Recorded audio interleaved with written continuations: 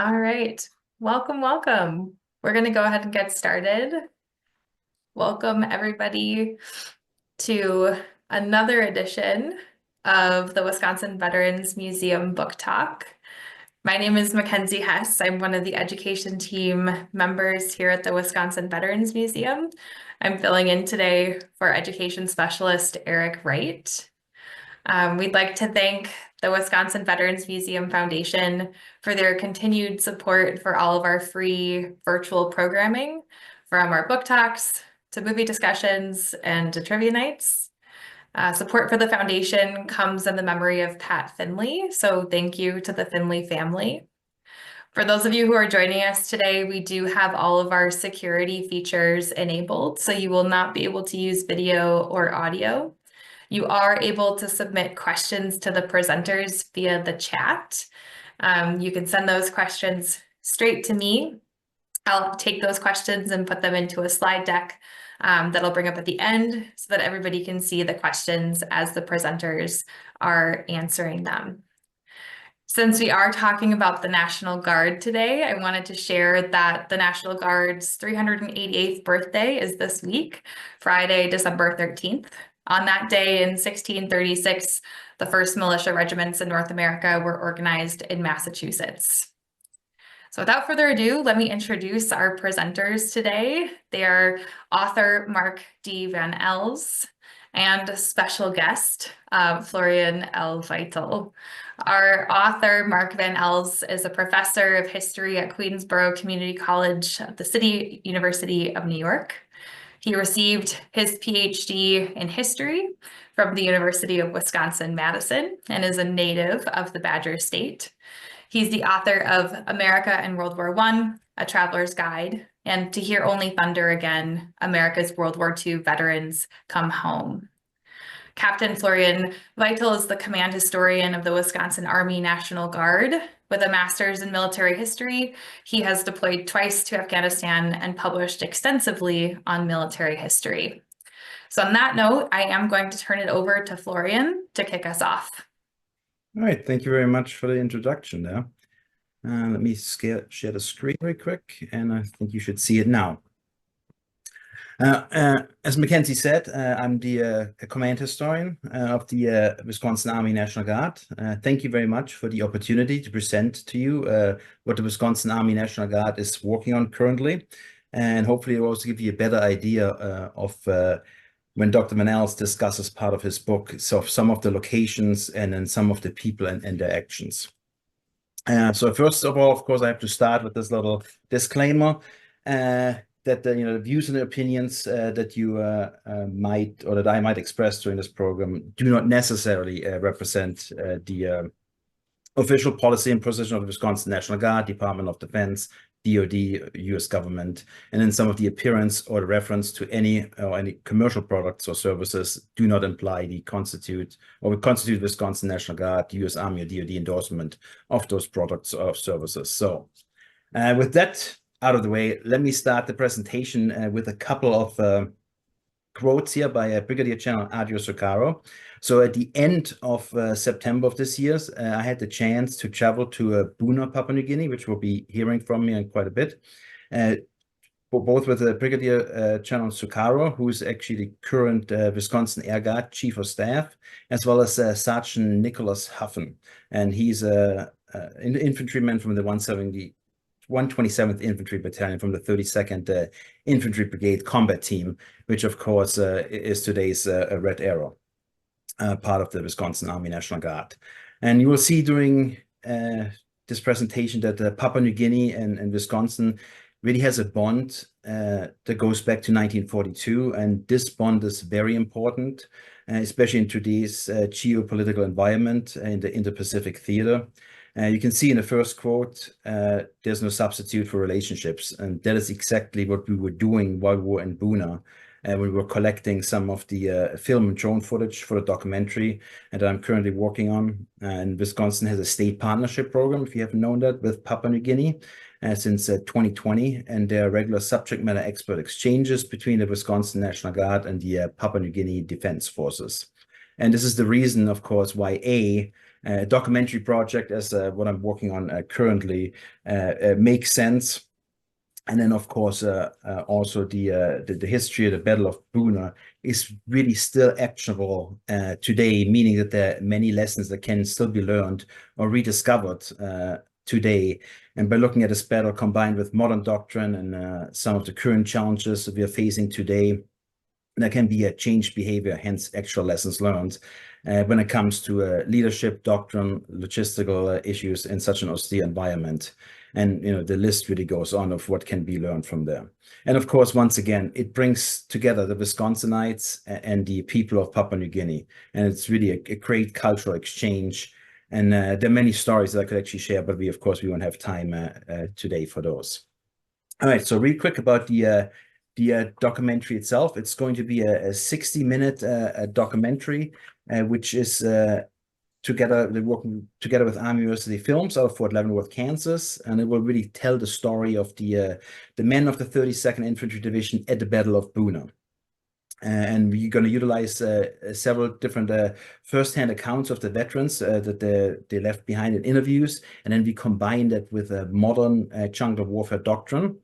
And then we will also have several subject matter experts that are going to be part of the documentary. And then once we are done, we will also have a museum edit for the public consumption, which we will actually be giving to some organizations that might be interested in utilizing this video as part of the exhibits in the historic societies and museums and so on and so forth. So if there's any interest from any of you, please go ahead and contact me in the future there. And then leader development is, of course, the big thing I already started talking about. And you will see some of that leader development tools shortly, and it will really give you a better understanding of some of the visualization of how the terrain looked like back then. And then the last point on this slide, of course, is the future public engagements. The Wisconsin Guard wants to share the documentary with the communities, but we also want to share the experience more of what is not in that documentary, because 60 minutes just is not long enough. So this is why we really want to share, those soldiers from the Red Arrow, those war, neighbors, community leaders, and this is our story, the Wisconsin National Guard story, and everybody that's a citizen of Wisconsin, really. And you will hear some of those, of course, some of those stories from Dr. Ben Ells here in just a little bit when he discusses his book. But we really want to remember those people, and then we want to go out and have several community engagements. So once again, if you're interested in anything like this, please let me know, and I would be more than happy to come out to your place. So really quick, let me give you a quick orientation on the screen. On the right-hand side, of course, you see the Hawaiian Islands. If you start moving to the left, you see Japan.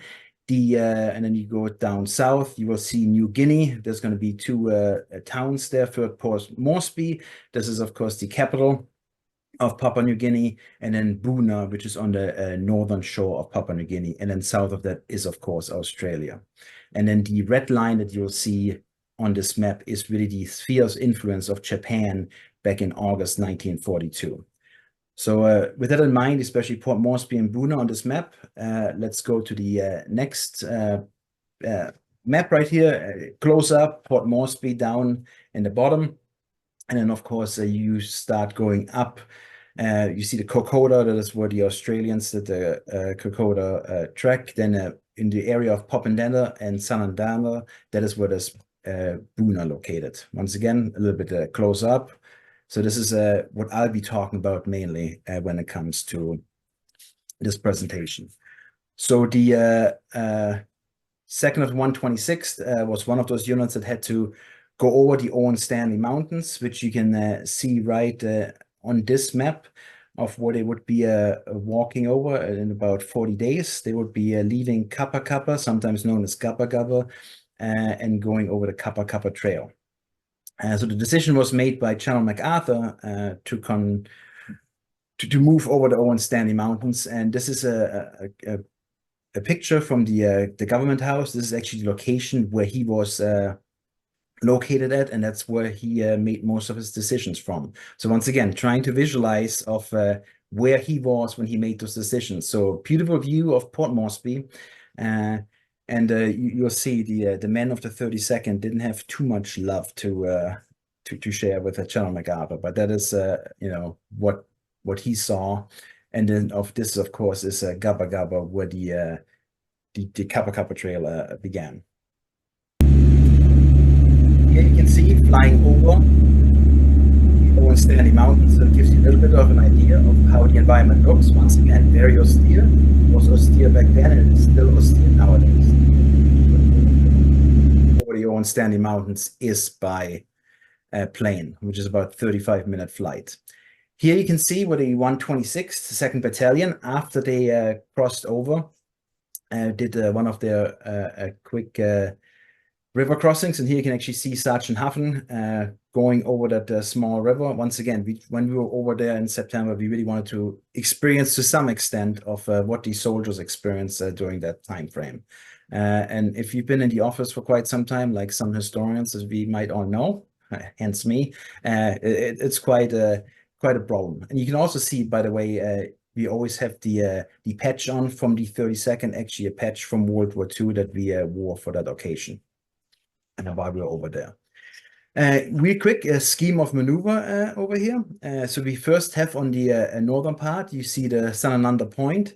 This is pretty much where the Australians were, west of Sanananda, the front, and Gona, while the 32nd is looking at the at Buna itself. And then the elements of the 128th, they would be moving north along the coast towards Durapoa Plantation, while the elements of the 126th and would be moving toward the area of Buna Government Station. And then once they hit the Japanese defense perimeter that you can see here in red, which was very well built, those positions, and there were many more troops at the locations than they ever thought.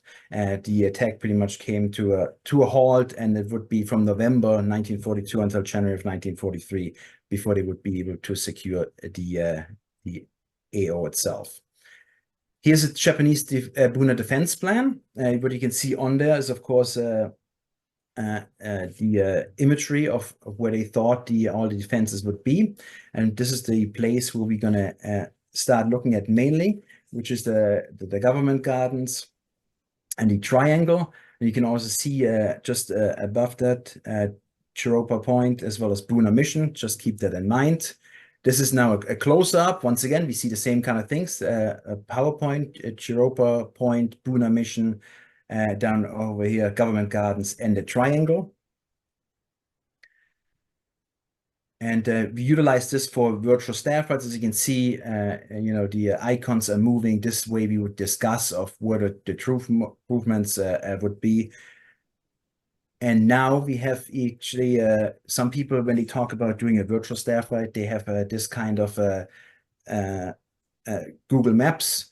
And once again, we see the same kind of points as we saw earlier, Buna Mission, and now we go in. So it gives you a little bit more of an idea of how the area looks like. You can see, of course, the road right over there, but that's pretty much all you can do with some terrain of Google Maps. Now you can see what Army University Press out of Fort Leavenworth constructed, a virtual terrain. And once again, there we can actually fly in. The terrain itself looks a little different than you saw on Google Maps, because it actually represents the area of how it looked like back then, 1942, 1943. Right here you can see the triangle. Over here you can see the little water that we saw earlier. You see all of the defensive perimeter from the Japanese. Once again, that gives you a pretty good visualization of how the fight would be going on. And we got that from the entire Buna AO. So we can go to different spots and then have actually a discussion of what the commander saw at this time. Now we also have the footage from the drone. Once again, the same pathway as you saw earlier. The small river right over here, and then to the right you would see the government gardens, and if you would keep on watching the video you would also see the triangle and so on and so forth.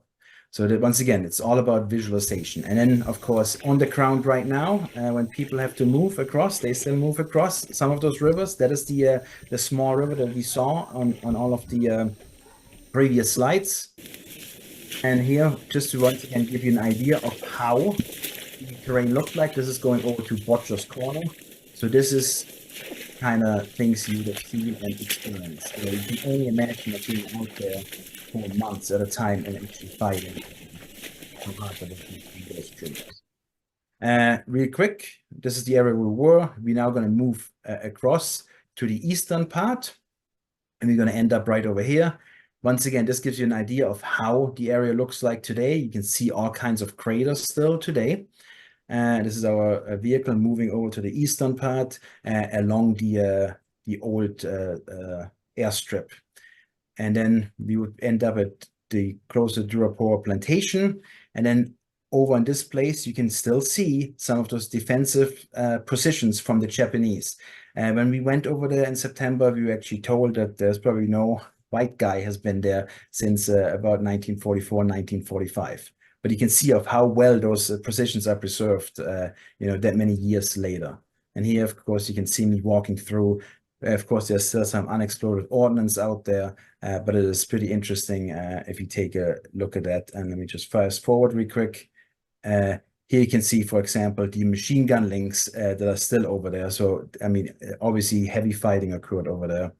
And here I picked them up. So that's still all out there. So it's really great for, if you want to conduct a staff ride or any kind of leader development in the area.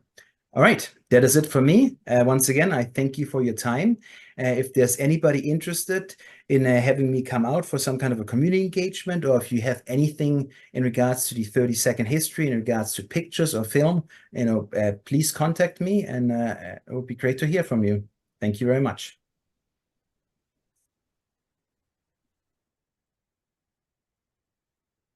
Am I on? You're on, Mark. All right. I'd like to thank everyone for coming today. And I'm especially honored to participate in this since I once worked at the Wisconsin Veterans Museum myself back in the 1990s. So it makes this a particular thrill. I'd like to thank Mackenzie Hess for running the show today, Captain Vital for, of course, his wonderful presentation, and everyone who's attending today online.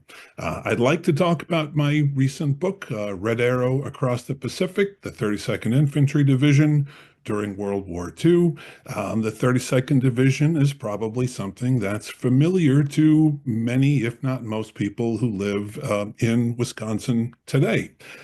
Its emblem, the red arrow pointing upward with the horizontal bar across the shaft, can be found all across the state, particularly on historical markers, on war memorials and public parks, these sorts of things. And I suspect many family members of people attending this presentation today either served in the division or have served in the division at some point. I myself have relatives who have been in the division. So it's something that's really part of the fabric of Wisconsin life. Now, I study history professionally. I study World War II, and as I studied, I noticed that not much had been written about the 32nd Division, which struck me as a little odd, given that its time in World War II spanned almost the entire length of American involvement, from the mobilization in 1940 up until the occupation of Japan in 1946. The 32nd Division was on active duty. It fought at some very critical times in the war. Captain Vital, of course, talked about Buna. There were many others as well. So what I wanted to do with this book is not only continue my research on the American GI and World War II and Wisconsin history, but also I hope to add the 32nd Division to the larger story that America tells about the Second World War. Just some quick background information. The 32nd Division was created in 1917 when America entered the First World War. It was made up of National Guard units from Wisconsin and Michigan. It amassed a pretty stellar record in the First World War, perhaps most notably cracking the German defensive line during the Meuse-Argonne offensive in the fall of 1918. But there were many other important accomplishments of this division as well. Whenever the 32nd Division went into battle, it always advanced, it always pierced German lines, and that's where the division's emblem comes from. You see the arrow pointing upward is the advancing division. The horizontal shaft is crossing a German line. So that became the story of the 32nd Division. Of course, it came home after the First World War. Between the wars, like much of the American military in general, it fell into disrepair. But of course, during the 1930s, another world war was looming. Japan was accelerating its expansion across the Pacific. World War II broke out in Europe in 1939. The United States still stayed neutral, but many Americans thought that the country should at least start to get prepared. And one way the country got prepared was to mobilize the National Guard in the fall of 1940 for training. The 32nd Division was mobilized in October of 1940. It left its stations in Wisconsin and Michigan, and it headed to Louisiana for training near Alexandria, Louisiana. First at Camp Beauregard, and then later at Camp Livingston, where the 32nd Division got up to speed on its training, which had been negligent between the wars. The 32nd Division also participated in the largest military maneuvers to this day, even in American military history, the Louisiana maneuvers in the summer of 1941. Something like 400,000 troops played war games in the Louisiana countryside that summer. Red Arrow members among 32nd Division trained in Louisiana got up to speed on its training and participated in the largest military maneuvers in American history, the Louisiana maneuvers of the summer of 1941, in which something like 400,000 soldiers participated. After Pearl Harbor, the Red Arrow Division was on the move. I mean, it began an odyssey of more than 10,000 miles. In February of 1942, the Red Arrow was ordered to Fort Devens, Massachusetts, in preparation for being sent to Europe.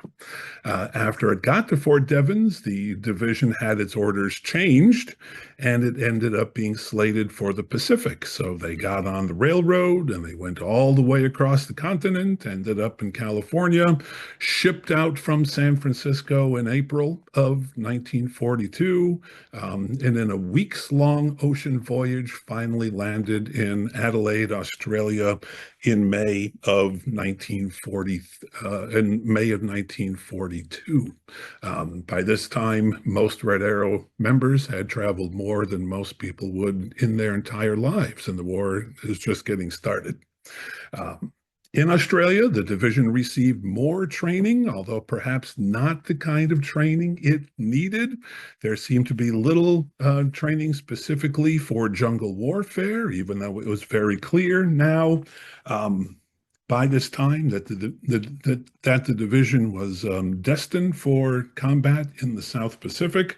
It had very little specialized training for jungle warfare. Was pretty much the same kind of training that the division received while in the United States. So whether or not the Red Arrow was prepared to meet the Japanese was a looming question by this time.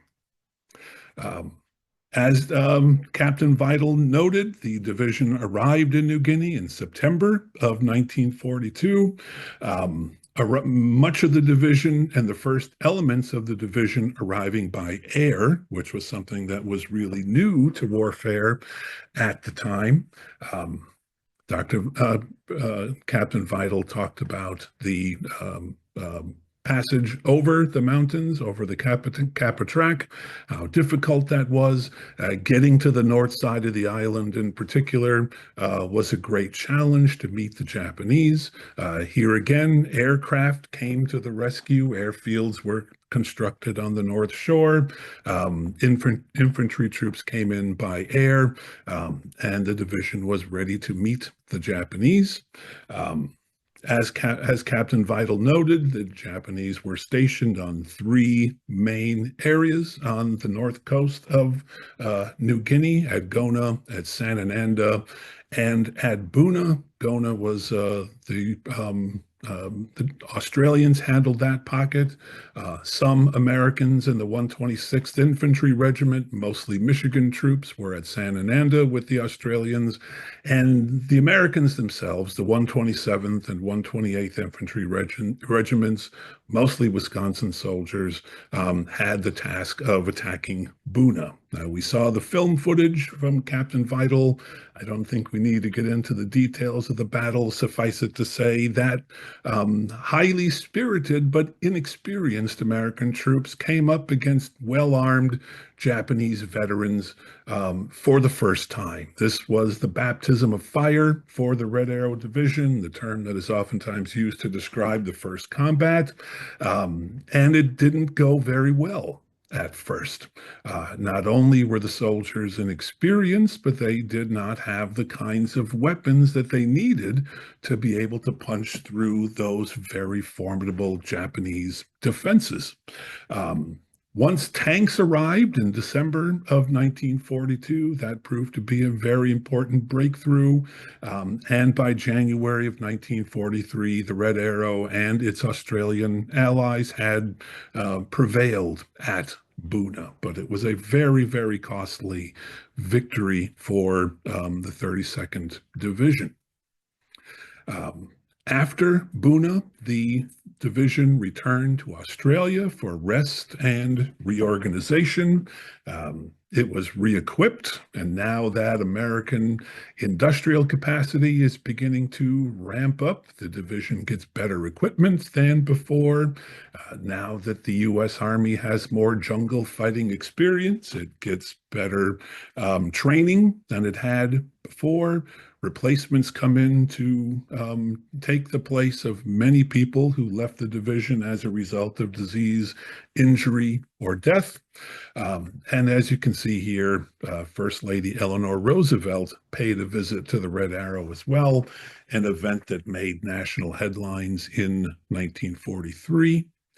And the Red Arrow goes back into combat in January of 1944 at a place called Sidor on the northern shore of New Guinea.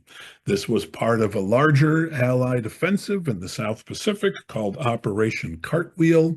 At Sidor, the Red Arrow Division secured an airfield.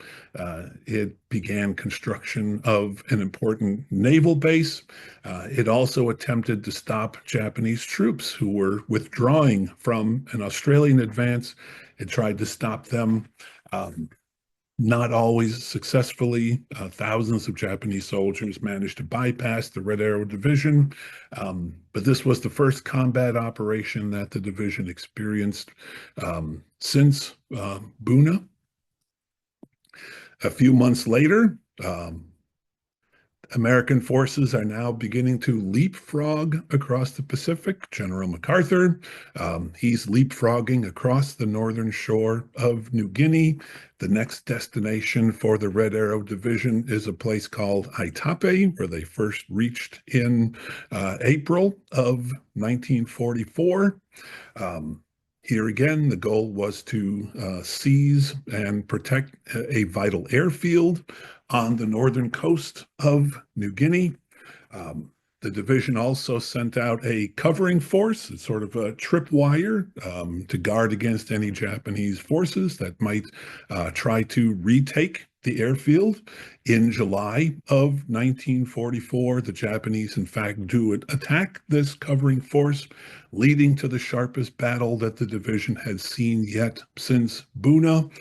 The Japanese managed to pierce the American line, but could not go through all the way to the airfield. The Red Arrow eventually regained the advantage on the battlefield, and this Japanese advance was halted. Later in 1944, the war begins to shift northward to the Philippines. General MacArthur stages his famous return to the Philippines on the island of Leyte in October of 1944. The Red Arrow is called to Leyte in November of 1944. It does much of its fighting on Leyte along Highway 2 on the road between Limon and Ormoc. You can see on the map here the Ormoc Valley. The Red Arrow advanced very, very slowly and took very heavy casualties, but the territory that it took was very, very valuable. It basically unlocked the door to the Ormoc Valley. This was the fiercest fighting that the division had seen since Buna. And here, once again, the Red Arrow Division prevailed. Exhausted after this very tough fight, but it prevailed. And then just weeks after its bruising fight on Leyte, the Red Arrow was called into combat yet again, this time on the Philippine island of Luzon. This beginning in 1945. And in particular, the Red Arrow fought along a pathway called the Villa Verde Trail, as American forces, along with Philippine allies, were pushing northward on the main island of Luzon. The Red Arrow Division was assigned this Villa Verde Trail, largely an unimproved footpath through very rugged mountains. One big challenge the division faced was trying to turn this footpath into a roadway that was capable of truck and jeep and tank traffic. Here, once again, as was becoming the signature of Japanese defensive forces, they dug themselves into hills, they dug themselves into valleys, interlocking positions, and the Red Arrow was forced to break through these very formidable defenses, once again with very heavy casualties, and coming right after the fight at Leyte. By the time the Villa Verde Trail was finally secured in May of 1945, the division was on the verge of exhaustion. Two very, very tough fights. Throughout the remainder of World War II, the Red Arrow was among Allied forces that were reducing Japanese holdings on the northern part of Leyte Island, even after the Japanese announced their intention to surrender on VJ Day. The Red Arrow remained in combat. Many Japanese soldiers refused to surrender or did not get the word that Japan had decided to surrender. So even though the Red Arrow was the first U.S. Army division to face the Japanese, it's also continuing the fight even after Japan announces its intention to surrender. The Japanese general in charge, Yamashita, he does eventually surrender, and he surrenders to the Red Arrow Division. You see the photograph here of Yamashita and some of his staff, along with a Red Arrow officer. And the Red Arrow's combat record in World War II finally comes to an end. Then the division went north to Japan and served on occupation duty from October of 1945 to February of 1946, when the division was finally demobilized and its World War II story had come to an end. So that's just a quick overview of the combat chronicle of the Red Arrow Division, but I wanted my book to be more than just the combat record. What I really wanted to do was try to capture the lives of the men who were in the division. As anyone who's been in the military knows, a lot of time is not spent on duty. Everyone who's been in the military knows the phrase, hurry up and wait. You're waiting to move. Soldiers aren't always in battle all the time. And I wanted to cover that aspect of the division's history as well.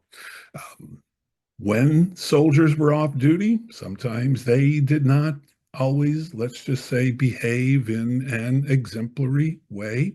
There were problems with alcohol and these sorts of things, and so the Army wanted to find a way to keep the soldiers occupied. Athletics were the Army found that a great way to keep the soldiers busy, even turned to tourism. You have to keep in mind that many of these Red Arrow soldiers had never been very far from their hometowns before, and Army service gave them an opportunity to see many places they could perhaps only have dreamt of seeing in their pre-war lives. Even within the United States, the Red Arrow was stationed near important and famous cities like New Orleans, Boston, San Francisco. Once it got overseas, of course, Australian cities like Brisbane and Sydney, Manila in the Philippines, Japan as well. Again, the Red Arrow became a very, very well-traveled division. And not only did it see the sights, the Red Arrow also met the people in these distant lands and encountered many different cultures during their 6 years of military service. The complicated, racially segregated American South, Australia, a country that was at once familiar and yet seemed exotic as well. New Guinea, a part of the world that most Red Arrow GIs had no familiarity with whatsoever. They came to New Guinea with images, Hollywood images in their head of cannibals and these sorts of things. But as Captain Vital noted, Red Arrow soldiers worked very closely with Papua New Guineans who served oftentimes as guides, evacuated the wounded, did much of the labor that Allied forces depended upon, and many Red Arrow soldiers were able to move beyond those Hollywood stereotypes to develop a real friendship and admiration of Papua New Guinean people. Then the move to the Philippines, and after many months in the jungles with a place with very few cities and highways and these sorts of things, sometimes soldiers talked about being back in quote unquote civilization when they got to the Philippines. And then, of course, Japan. Wartime hatreds were very, very strong, but in fact, on occupation duty, Red Arrow soldiers developed friendships with the Japanese as well and experienced Japanese culture. Again, more travel than most people would ever do in a lifetime. That too was part of the Red Arrow's experience. Over the course of the war, there were many changes within the ranks of the soldiers. The demographic composition of the division changed quite a bit. When the war began, it was largely National Guard soldiers from Wisconsin and Michigan, from the upper Midwest. Just before the division shipped out from California, it absorbed 4,000 new soldiers, mostly from the Western states. So the Midwestern character of the division starts to change. After Buna and after the other battles in the Pacific, replacements came into the division without regard to regional origin. And so by the time World War II ended, you still found some old timers who could trace their military service back to Louisiana and even the pre-war National Guard. But by the end of the war, the Red Arrow became a nationalized fighting force, with people serving from all the different states all across the Union. So again, the demographics, the nature of the division changed quite a bit over time. And over the course of the war, some notable people served in the division. I'll highlight just a few here. One was a journalist named E.J. Kahn Jr. He wrote for the New Yorker magazine. He was already an established journalist when he was drafted. He ended up serving as the secretary to the Red Arrow Division's commander, General Harding, until Harding was relieved at Buna in December of 1942. Kahn returned to the United States with Harding. In 1943, Kahn wrote a book called G.I. Jungle. It was one of the first-hand accounts of the Battle of Buna to be published, and it was a very important source for my book. I should point out as well, Kahn returned to the New Yorker after the war and became one of the country's most accomplished journalists.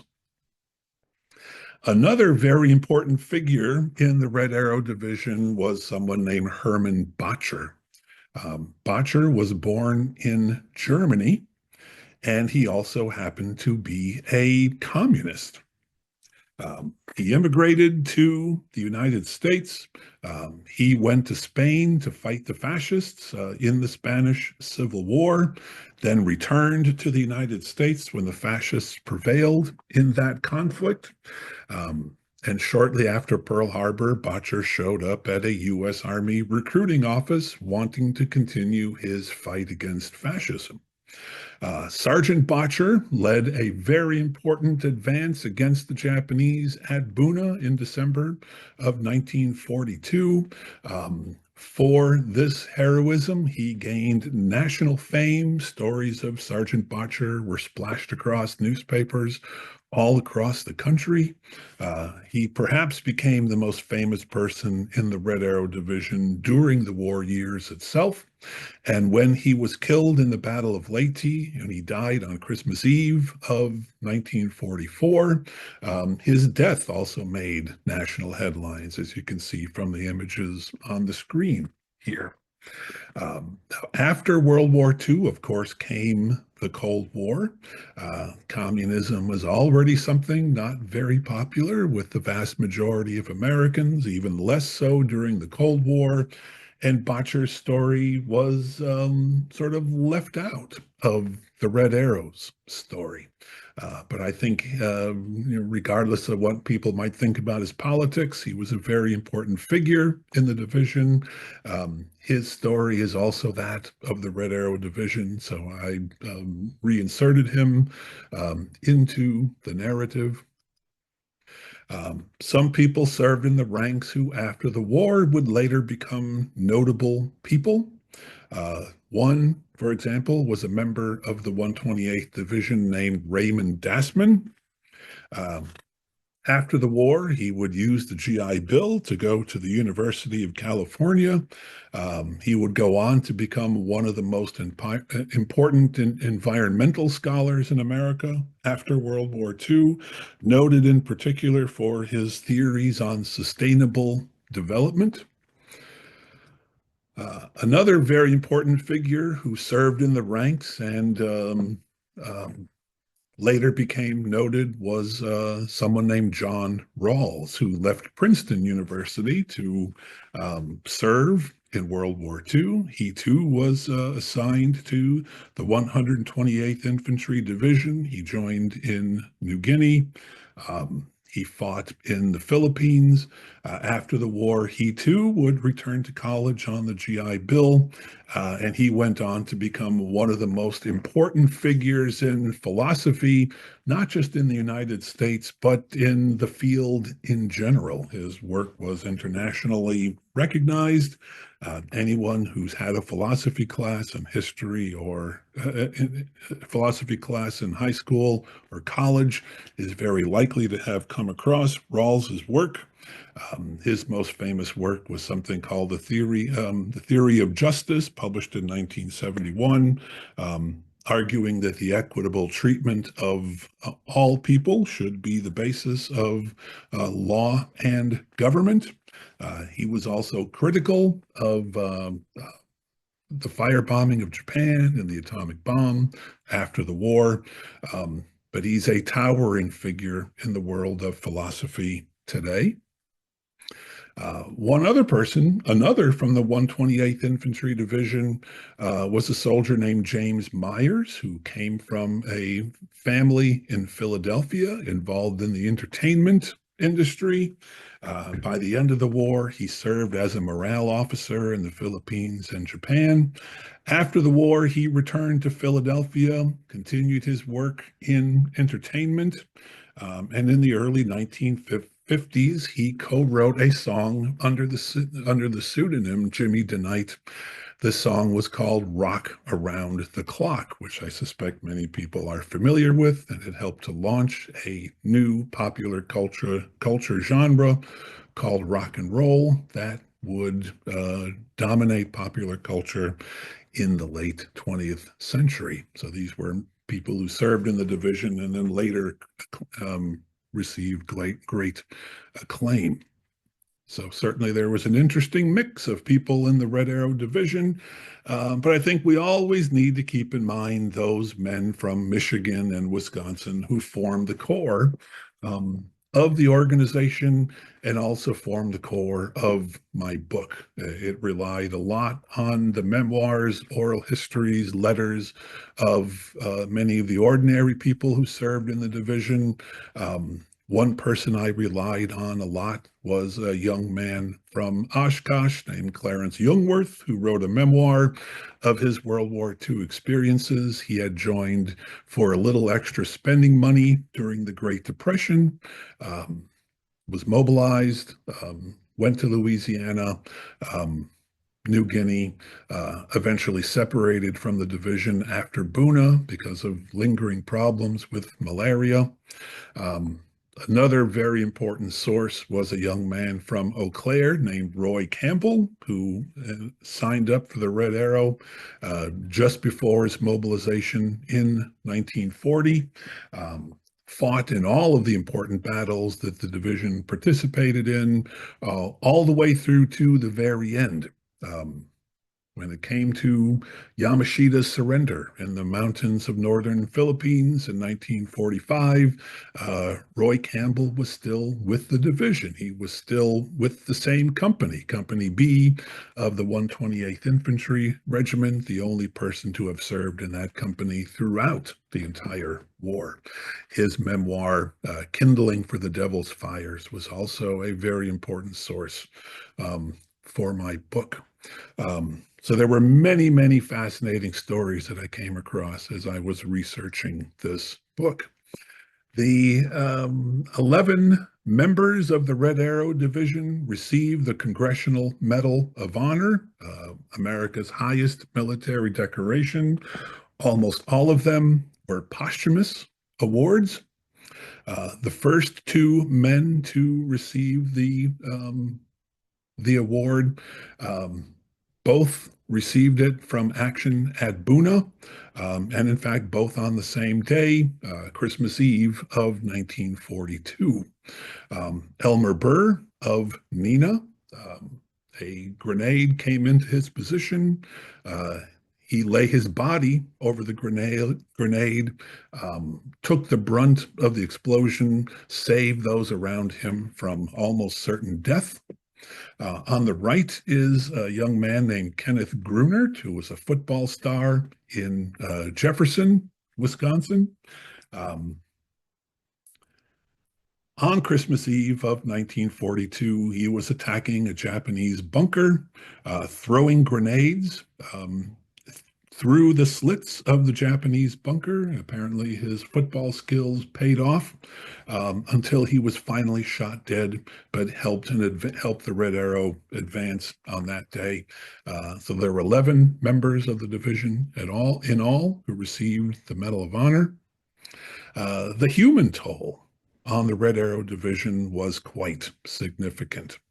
By the time the war was over, 1,613 members of the division had been killed in action. And of all the U.S. Army divisions in the Pacific, the Red Arrow suffered the highest toll of all when it came to killed in action. Battle-related deaths all told, 2002. That was the second highest total of any U.S. Army division in the Pacific. And the total number of wounded after those years of war was more than 5,000. That was the third largest toll in the Pacific. Many of the battles were quite horrific, but none were quite as terrible as Buna. At Buna, if you account for those killed in action, those wounded, neuropsychiatric casualties, as well as the great amount of malaria that spread through the division, the casualty rate at Buna approached 90%. That's something very rarely seen in World War II, but such was the experience of the Red Arrow Division at Buna and across the Pacific during World War II.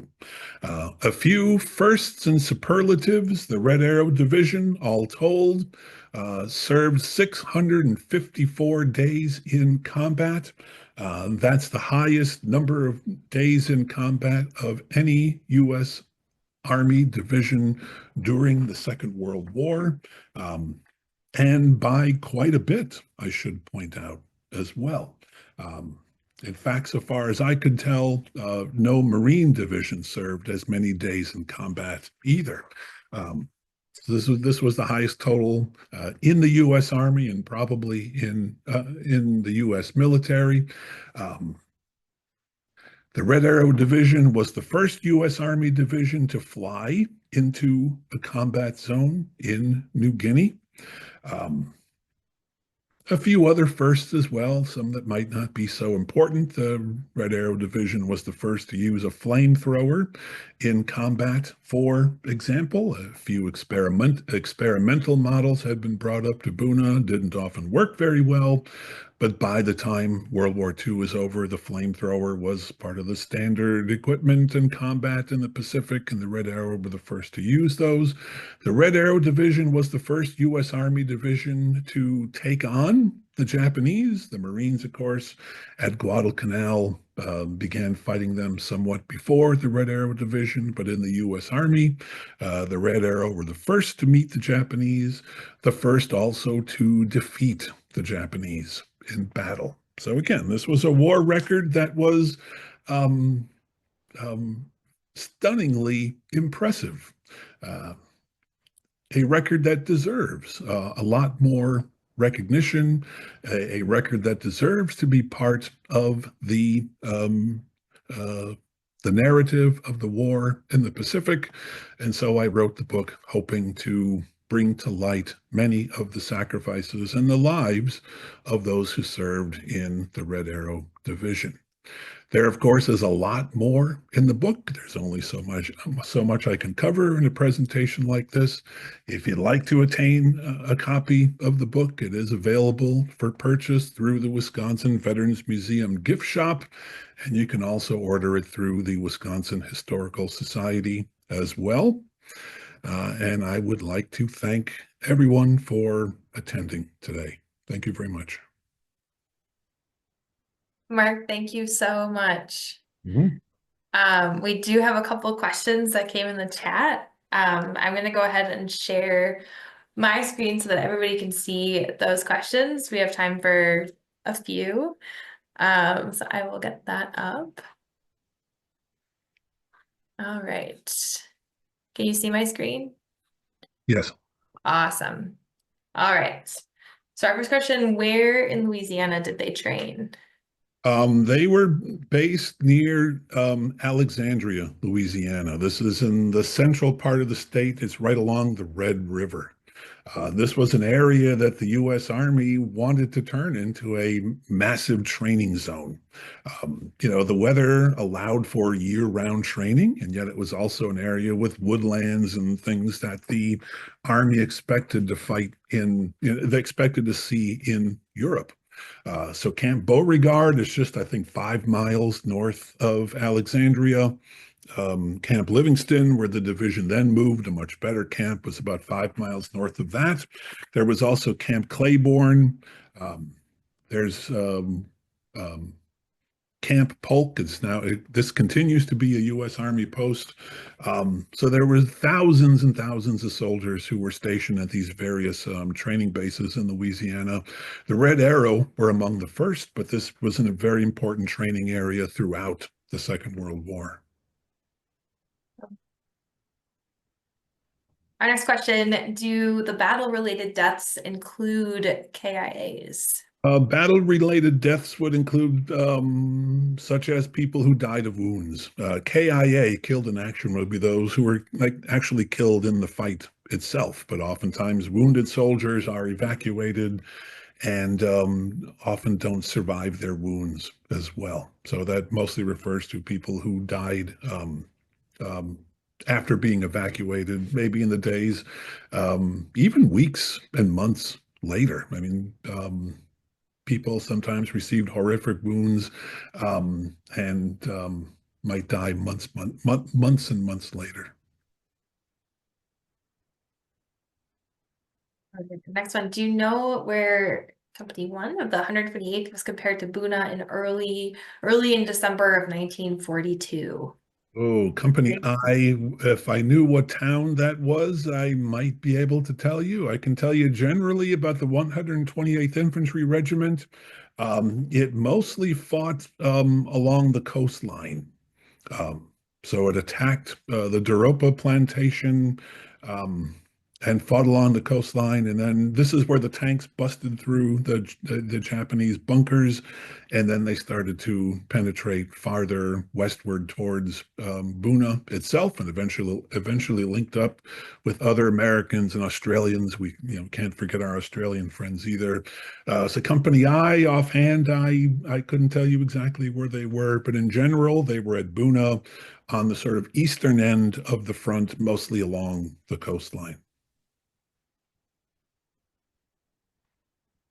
All right, our next one, we probably have time for two more. What central themes do you hope readers take away from Red Arrow across the Pacific?